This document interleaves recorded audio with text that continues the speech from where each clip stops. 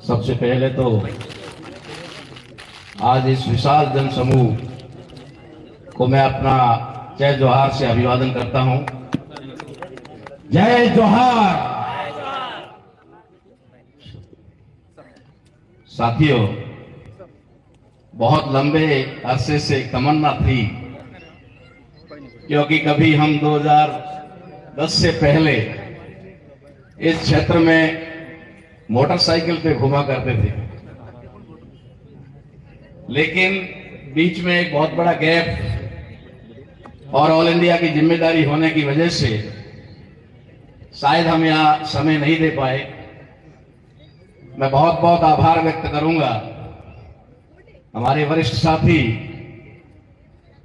और आज जिसे आप संबोधित कर रहे हैं आधुनिक बिरसा और वैचारिक गुरु, मुझे गर्व होता है, फक्र होता है कि हमारे साथी को आप लोगों ने इतनी बड़ी दिल में जगह दी। तो ऐसे जुझारू साथी जो बहुत पहले हमारे साथ में काम कर चुके हैं, उन्होंने मुझे आदेश ही कहूंगा यहाँ के लिए तो कहा कि आपको प्रतापगढ़ आना है। हालांकि मेरा थोड़ा पित्ताशय का ऑपरेशन हुआ था और मैं बेड रेस्ट में था। शायद किसी पहले प्रोग्राम में और मंच में ऑपरेशन के बाद में, क्योंकि 20-25 दिन ही हुए हैं, तो पहली बार आपके यहाँ बीच में आया और ये श्री भंवर दादा जी को जा रहा है, जिनकी वजह से आप लोगों से रूबरू होने का मुझे अवसर मिला। साथियों, आज का जो ये कार्यक्रम है और कार्यक्रम की जो मुझे सूचना मिली उसके मुताबिक जो 31 सूत्रीय मांगों को लेकर के हमारे यहाँ के जितने भी भाई हैं वे सारे आंदोलित हो रहे हैं। उनके अंदर जो 31 मांगे हैं, शायद मैं ऐसा मानता हूं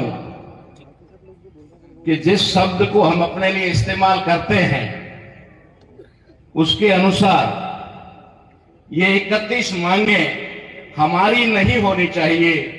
ये 31 मांगे उनकी होनी चाहिए जो इस देश को षड्यंत्र के तौर पर गुलाम बनाकर रख रहे हैं। ये मांग उनकी होनी चाहिए, लेकिन क्यों हम लोग मांगने पे मजबूर हैं, ये संदेश आपके बीच में लेके आया हूं। आखिर वजह क्या है कि हम लोग बड़े फख्र के साथ, गर्व के साथ कहते हैं जय जोहार का नारा है और भारत देश हमारा है। हम इस देश के मूल मालिक हैं। हम इस देश के आदि अनादि से, जब से मानव की सृष्टि बनी है, मानव पैदा हुआ है, तब से हम इसके मालिक हैं। आखिर क्या वजह है कि इस देश का मालिक मांगने को मजबूर है? ये वजह बताने के लिए शायद पूरी रात का सफर तय करके आपके बीच में आया। हमारी समस्याओं का समाधान तभी संभव है जब हम हमारी समस्याओं का कारण जान लेंगे। अगर हमने समस्याओं का कारण नहीं जाना तो हमारी समस्याएं कभी खत्म नहीं होगी। शायद हजारों साल से हमारे पुरखे भी लड़ते लड़ते शहीद हो गए। सारे के सारे तो इस मंच पे आ नहीं सकते, लेकिन वो हजारों की संख्या में है जिनको हम बैनर या मंच पे जगह नहीं दे सकते, लेकिन ऐसे हजारों लाखों कुर्बानियां दी हमारे महापुरुषों ने इन्हीं समस्याओं के समाधान के लिए। लेकिन हो सकता है कि उनके पास इन समस्याओं के कारण को जानकारी नहीं थी, या फिर उस समय की परिस्थितियां उनके अनुकूल नहीं थी। मैं बताना चाहता हूं आपको कि क्यों संविधान के अंदर यह प्रावधान करना पड़ा, जिसकी आज हम चर्चा कर रहे हैं 5वीं और 6ठी अनुसूची की। एक आदिवासी सम्मेलन में मैंने इस सबसे पहला सवाल गुजरात के अंदर 2001 में उठाया था और उस समय अनुसूचित जनजाति के केंद्रीय मंत्री गमेती जी हुआ करते थे, महाराष्ट्र के थे वो। तो उन्होंने जब बात की तो उन्होंने पूछा कि 5वीं और 6ठी अनुसूची क्या है। तब मैं भी ज्यादा विकसित नहीं था इतना, लेकिन मेरे दिमाग में एक बात आई कि जिस समाज की प्रतिनिधि या मंत्री पद पर जो जिनको जिम्मेदारी है, अगर उन लोगों को ही 5वीं और 6ठी अनुसूची का पता नहीं है तो हमारा भला कैसे हो सकता है। आखिर ये आदिवासियों के लिए क्यों बनाई गई, क्यों रखी गई और इसका कारण क्या था। हमारे पुरखे जो संविधान के अंदर बाबा साहब अंबेडकर और जयपाल सिंह मुंडा लड़ रहे थे और उन्होंने इसको एक तरह से कह सकते प्रावधान करवा के वो माने, तो वजह क्या थी। ये वजह आपको थोड़ी सी हिंट बताता हूं। उसके लिए आपको पहले एक बात समझनी होगी कि ये आदिवासी शब्द है क्या और इसके लिए मूल में शब्द क्या है और संवैधानिक शब्द क्या है, पहचान क्या है। हम संवैधानिक पहचान में ट्राइब है, शेड्यूल्ड ट्राइब, और ट्राइब शब्द अंग्रेजी का वर्ड है और इसका हिंदी में अर्थ होता है कबीला, जिसको पाली भाषा में गण कहा जाता था। इसलिए शायद आज हमारे जो क्रांतिकारी साथी हैं, वीर हैं, उनको गणवीर भी कहा जाता है, उनको गणवीर भी कहा जाता है। पाली भाषा का गण शब्द जिसे आधुनिक भाषा के अंदर कबीला कहा जा सकता है और अंग्रेजी में उसको ट्राइब कहते हैं। बाबा साहब अंबेडकर ने शेड्यूल्ड कास्ट बनाया, वहां जाति है। शेड्यूल्ड कास्ट जिसे एससी कहा जाता है, वहां कास्ट है, शेड्यूल्ड कास्ट यानी अनुसूचित जाति। दूसरा वर्ग बनाना चाहते थे लेकिन बना नहीं पाए और अब बन गया, उसे कहा जाता है पिछड़ा वर्ग। उसे अंग्रेजी में कहते हैं बैकवर्ड क्लास। वो क्लास है, एक क्लास है, एक कास्ट है, लेकिन what is the scheduled tribe. यहां ना तो कास्ट है और ना ही क्लास है, ये टाइप शब्द है। मैं हमेशा कहता हूं और कभी समय मिलेगा कैडर में रहोगे तो बात करूंगा कि किस तरीके से इन लोगों ने शब्दों के षड्यंत्र की वजह से हम लोगों को गुलाम बनाया। मैं सिरे से रिजेक्ट कर चुका हूं कि संविधान के अंदर शेड्यूल्ड ट्राइब जिसको कहा गया है उसका हिंदी में मीनिंग अनुसूचित जनजाति नहीं है। और ये आज सारे मीडिया के सामने कह रहा हूं, इसका मीनिंग अनुसूचित जनजाति नहीं है, इसका मीनिंग है अनुसूचित कबीलाई।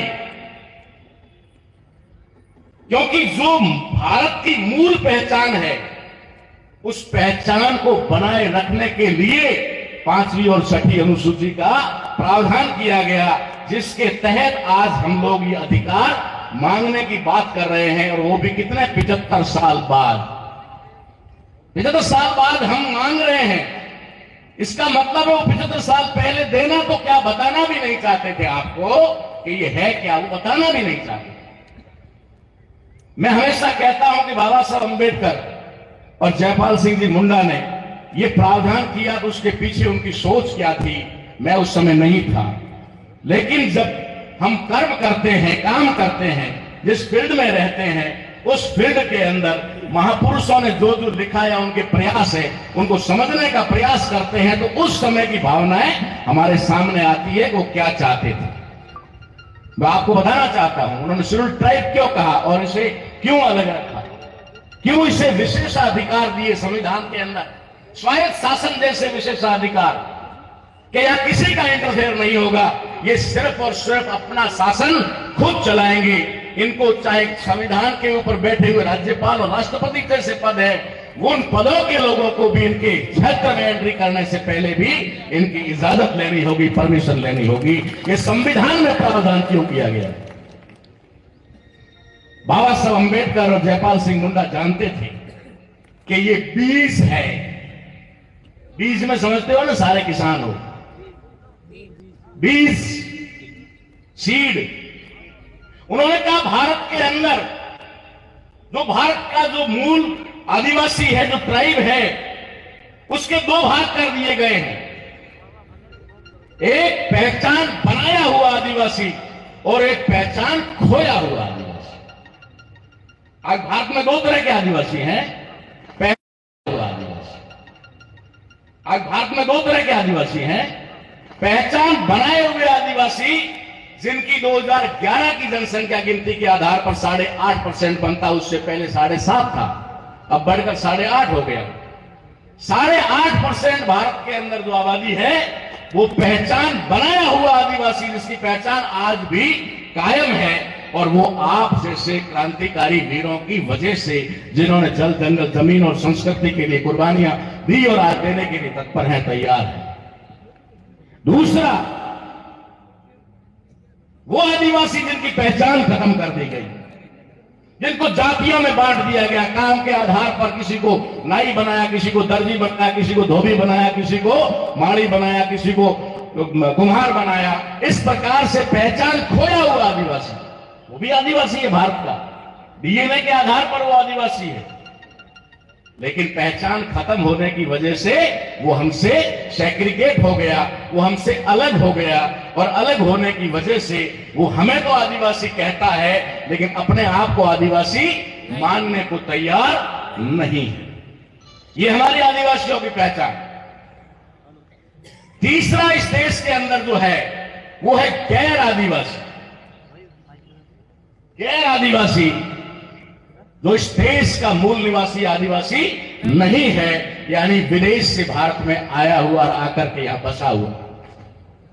ये तीन पहचान है। तो बाबा साहब अंबेडकर और जयपाल सिंह मुंडा जब ढूंढ रहे थे कि बीज कहां मिलेगा इस नस्ल को बचाने के लिए, इस नस्ल को बचाना है तो बीज चाहिए, तो बीज के रूप में उन्होंने भारत के ट्राइब्स को देखा कि इसकी एक अलग आइडेंटिटी, अलग पहचान और अलग अधिकार दिया जाए, ताकि देश को जो संवैधानिक तौर पर रिपब्लिक इंडिया बनाया गया, गणतंत्रात्मक भारत देश बनाया गया, गणराज्य बनाया गया, वो गणराज्य संपूर्ण रूप से कब बन पाएगा? जब इस देश का बीज बचेगा और ये बीज एक फसल के रूप में लहराएगा, और पहचान खोया हुआ आदिवासी भी अपने आप को गर्व से कहेगा कि मैं भी इस देश का आदिवासी हूं। इसके लिए ये बीज बचाने के लिए प्रावधान किए गए थे। ये कोई बच्चों का खेल नहीं था, हंसी मजाक का मामला नहीं था, ये कोई रेवड़ियां बांटने का मामला नहीं था, ये कोई चॉकलेट और खिटमिटा बांटने का मामला नहीं था। ये इस देश को मूल रूप में लाने का मामला था, और मुझे खुशी है कि आज उसके लिए पहल भी वही कर रहे हैं जिनको बाबा साहब अंबेडकर ने जिनसे उम्मीद की थी, और ये लीड करेंगे, ये मुझे पूरा विश्वास है। ये करेंगे लीड, ये बाबा साहब और जयपाल सिंह मुंडा ये करेंगे लीड, ये बाबा साहब और जयपाल सिंह मुंडा के उस अधूरे सपने को पूरा करेंगे। तो ये जो बात मैंने आपको बताई, ये हमारी आइडेंटिटी के बारे में बताई। अब हमारी समस्याओं की बात बता, समय हो तो मुझे बता देना प्लीज, कोई बात नहीं, मैं सॉल्टी करूंगा। दूसरी हमारी बात क्या है? दूसरी बात यह है कि हम मांग रहे हैं, बड़े बड़े पंडाल लगाकर मांग रहे हैं। देश का किसान मांग रहा है, मजदूर मांग रहा है, 71% यानी 71% ओबीसी पहचान पाया हुआ मांग रहा है, शेड्यूल कास्ट 17.5% है वो मांग रहा है, और 8.5% ट्राइब हम मांग रहे हैं। हम सबकी गिनती लगाई जाए तो 97% है, हम लोग 97% है, और हम 97% मांग रहे हैं ना, इसमें तो कोई दोहराया नहीं ना, मांग रहे हैं। मेरा पहला